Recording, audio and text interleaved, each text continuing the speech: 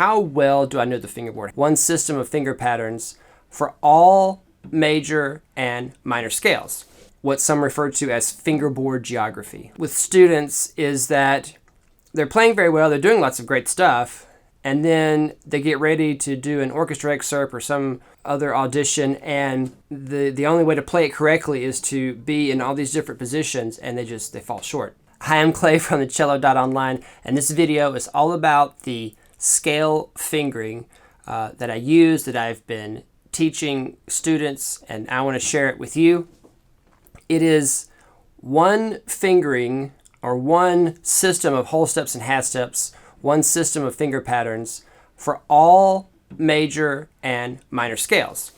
Why is that so great? Why do it that way? Well, by having the same system, the same pattern, you end up covering more of the fingerboard. You systematically put your hand into more scenarios. It's going to be easier to shift later on. You're just going to be more comfortable with what some refer to as fingerboard geography. Like, how well do I know the fingerboard? How well do I know, which notes are where, what finger to put where? Am I comfortable playing in all these different positions and playing certain note patterns? Because, one of the things I see with students is that they're playing very well, they're doing lots of great stuff, and then they get ready to do an orchestra excerpt or some other audition, and the only way to play it correctly is to be in all these different positions, and they fall short. It's happened too many times. I try to avoid it at all costs now with students, which is why I teach this scale system and what makes it so important. It's, as I saw on another channel, one fingering to rule them all. I can't take credit for that one. That one's from Jonathan Humphrey's cello channel. Please go check it out. Jonathan produces wonderful content. And just as an aside here, while I'm reading this to you, not reading it to you, this is completely unscripted, unlike me. But I'm just going to tell you something personal here. If you really want to get good at the cello, if you really want to improve at this thing right here, don't just watch this video. Go and watch lots of them. Here, I'm going to put a card up here to Jonathan's video about this very topic. And go watch it. You have to hear it from lots of sources. You can't just swim in one tiny little creek and expect it to soak into your brain correctly. You really have to go live in this ecosystem of everything that's out there. So go check out his. There's probably others out there on YouTube. If I find some more, I'll put the links in the description or in the cards here. But yeah, that's just my little aside there about, being here and learning online on YouTube. Now, I, for myself, first learned this system of fingerings in 1994 from my then future college professor. So I think I'm entitled here. Anyway, the knowledge that I present is my own. So, all right, so here we go. We're going to start with D major, and then we'll do minor, but major first. So how does this work? How does this whole system of fingers work? Well, the first easy way to remember it and to think of it is to think of the open or not open hand positions. And when I say open, I mean extended, okay? And when I say closed, I mean not extended, all right?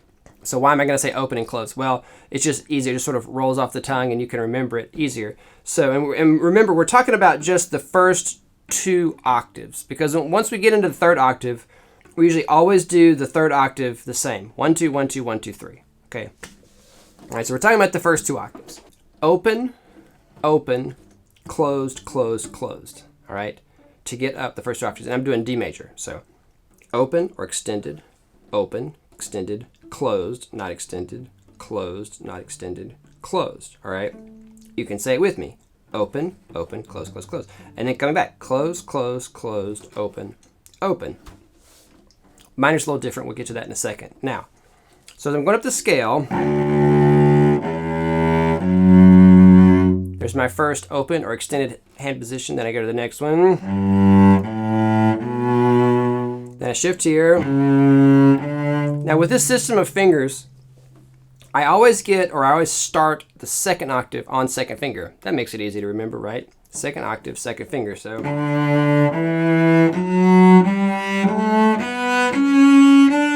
and I just come down the same way.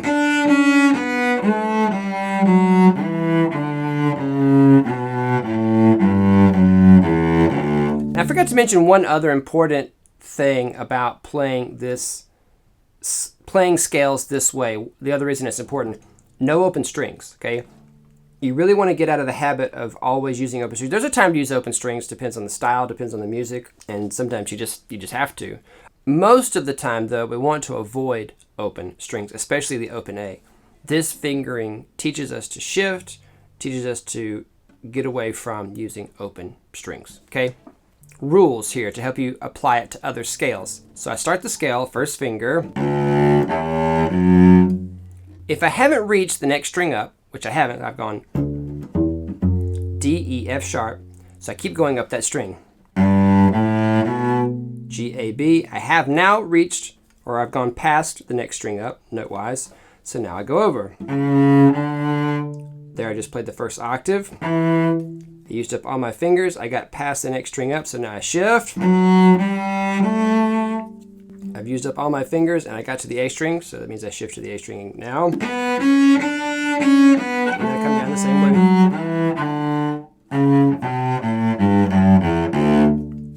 Because D major starts so low, I play 1, 2, 4. I haven't reached the next string up, so then I keep going. So let's do a different key here. Let's say we're doing G major. Well, I started on G, so I definitely used up all my fingers and passed the next string up pitch-wise, is what I mean by that. So then I go up, so I got G, A, B. So now I have C. Pass the next string up, so now I go to that string. I got to the next string up, so now I keep going. Okay, up there to G, and then I just come back the same way. And the finger pattern is the same. So, open, open, open. I'm sorry, closed, closed, closed, open, open. I said it backwards there. Most keys, starting down here on the C string, I imagine, let's see, let's just count them up. Let's see. C, we would shift up. D, we would shift up. E flat. Yeah, as soon as we get to just the E flat, like, well, I got to the next string up, so that means I shifted that string. Didn't get to the next string up there on the G, so now I have A flat, B flat, C. So now I'm going to go. If I've used up all my fingers and I haven't reached the next string up, I keep going on the same string. And that's how you understand, how many hand positions on each string do I have for the major minor scales. All right. So let's do a minor now. Let's do D minor since we did D major. So for minor, we always want to do melodic minor, right? That's really going to train our hand and prepare us for all the different things that we have to do on the cello. We have always, the first one is closed, right? Right, but then it's going to be open. So that raised 6th scale degree. So it's going to be closed, open, closed, then open, close. All right. I changed because of melodic minor coming down. Open, open, open. So it's actually the one I was saying earlier when I was accidentally saying it backwards, coming down, that would work, right? Open, open, open, closed, closed, coming down, right? Let's do it again going up. So we have closed, open, closed, open, closed. Oh, that works out right. Closed, open, closed, open, closed. Then we have open, open, open, closed, closed to come back down. And I use the same rules about, well, when do I shift to the next string? Okay, so I'm going up. I haven't reached the next string up. I've used up all my fingers. I've only gotten to an F, so I'm going to keep going on the same string. I've passed the next string up. I go to it. I've passed the next string up, so I go to it. I got to the A with my 4th finger, so I go to the A. Same coming down.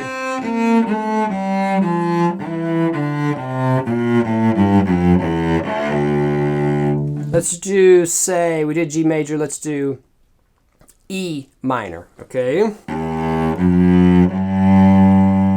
Closed, E, F sharp, G. I got to the G, so I go up to the A. I have not gotten to the next string up, okay, just like on our E flat example. Here in E minor, I've gotten to the C sharp, because remember I'm going to raise 6 and 7. So I keep going on this string. Now, this presents an interesting wrinkle here when it comes to minor scales.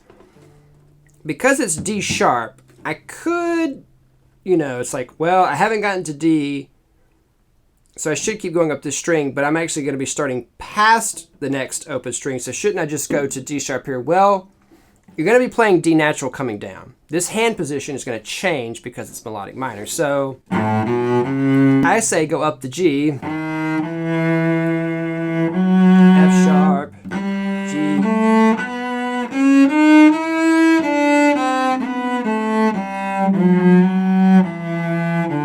See, there's that D natural, okay? Remember, we want no open strings. That's the other big reason to use this system of fingerings. No open strings. So let's do that again.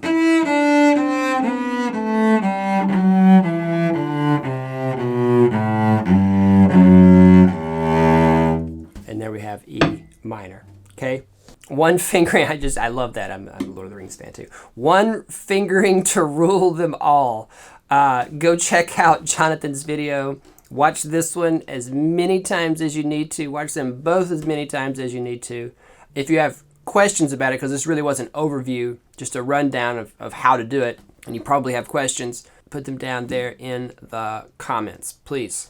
And there are a lot of extensions in a lot of different places in these scales when you start doing scales this way. So if you need a refresher on doing better extensions, you can watch this video right here.